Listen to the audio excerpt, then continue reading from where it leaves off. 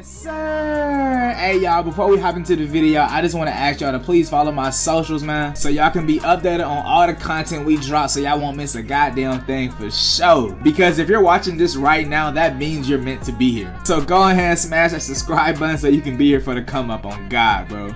And be sure to check out my music on all platforms. But with all that being said, please enjoy the video. Yeah! Fashion! Yeah! Fashion! Fashion! Yeah! Fashion! Yeah! Fashion! Yeah! Fashion! Yeah! Fashion!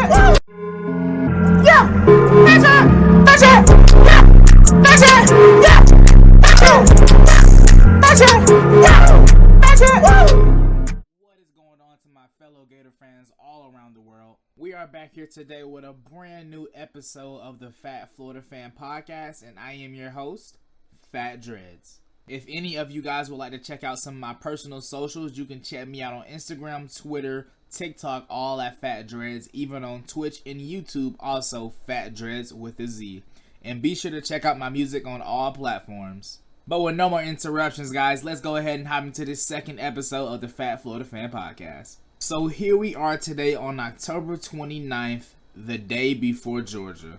Honestly, the calm before the storm, right?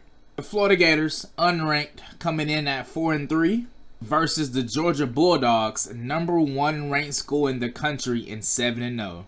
Jesus Christ, man. It's actually crazy because Florida's coming in unranked, and this is still basically a huge game. The rival of Florida and Georgia basically goes back to we know when, way before I was even born, honestly, you know that, right? So the rival is way more bigger than the ranks, but the ranks make it even more, a little bit more juicier when both teams are ranked in the top 10 or something, you know what I'm saying? But basically, this is a big game for the Florida Gators for the wrong reasons. This is honestly our last measuring stick for the rest of the season and how we're going to go for next season. Because after UGA, we'll have South Carolina. They're not too good. We'll have Samford. I pray we blow them out. We have Missouri. They're trash. And we have a rival game against Florida State.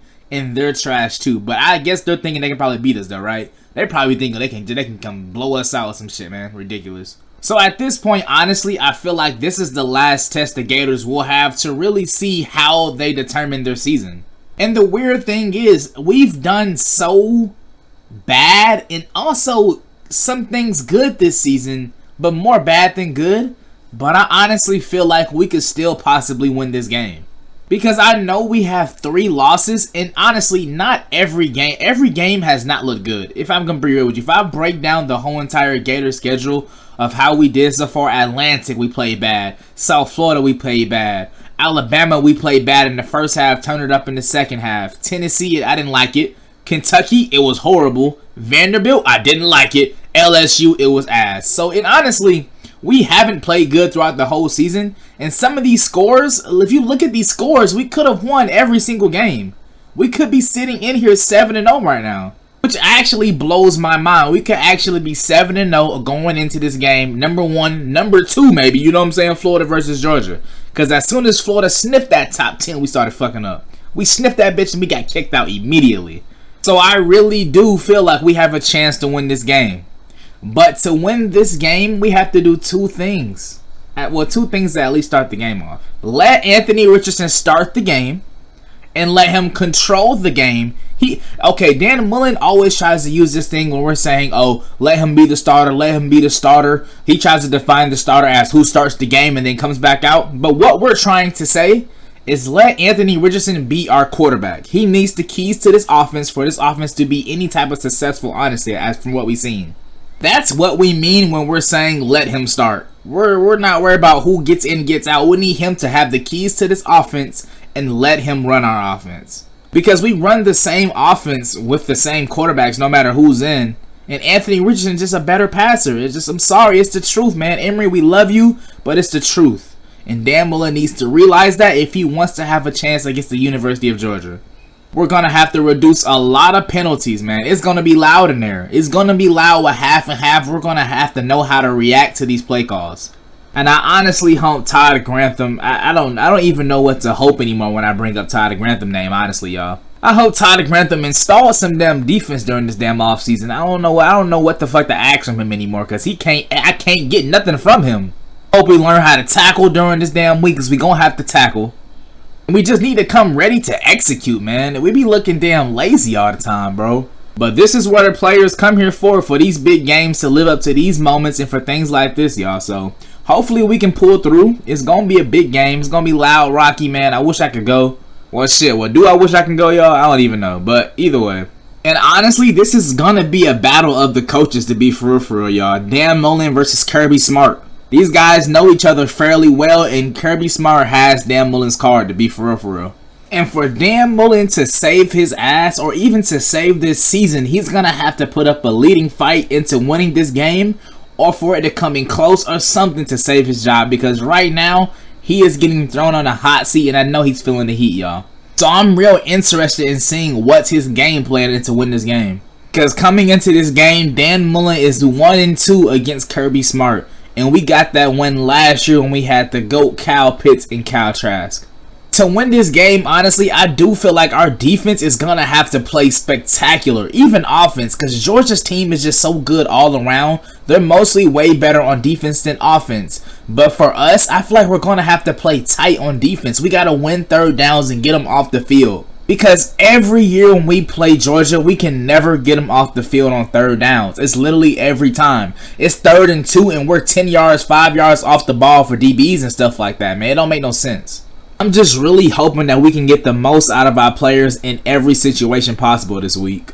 Now, guys, right now in front of my face, I have the injury report for the Florida Gators and the Georgia Bulldogs pulled up right now, so we can get a real inside depth on who's not going to be playing for anybody. So for Georgia, it says JT Daniels is questionable with his back. They have Dominic Blaylock out with a hamstring. George Pickens out with a knee. I didn't know that. That's one of the top receivers. Okay, interesting. Nolan Smith is questionable. Kendall Milton out with a knee. Justin Robinson out questionable. Ooh. Eric Gilbert out for personal reasons. And Jermaine Burton questionable with a groin.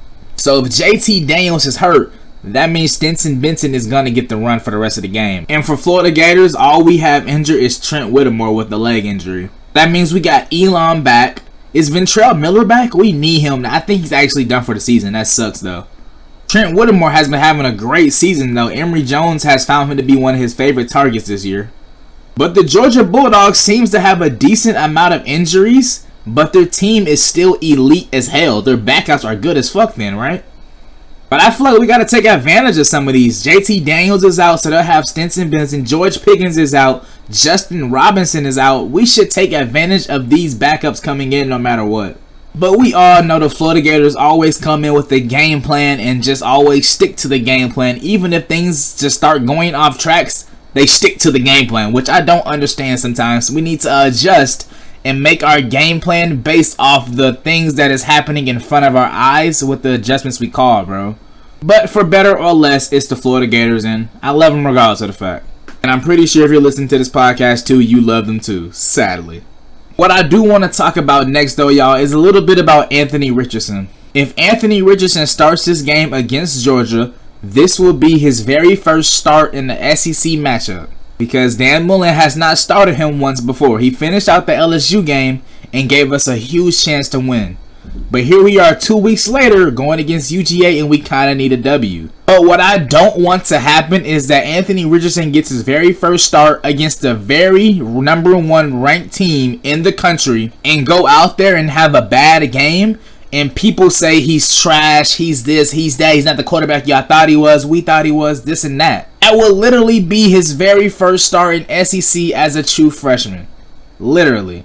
And I know you're probably saying, well, Fat Dreads, Emory Jones, he had his first start this year. Why don't y'all give him that benefit of the doubt? We know Emory Jones has been here for a couple years. He has had his first start, but he's not playing as well. People gave him hell. I tried not to give him hell. But as the season progressed, we just need to go with AR. He's better. As two dudes coming in who's never started SEC games before, when they coming into this season, AR has proven to be the better quarterback. So I give both quarterbacks the benefit of the doubt when it comes to their first season starting SEC play. But here we are with Anthony Richardson very first, and I just want to give him the benefit of the doubt right now. So if he does do bad and we do lose this game, people need to stop all the bull crap they're going to say about him, because I already know how it's going to be.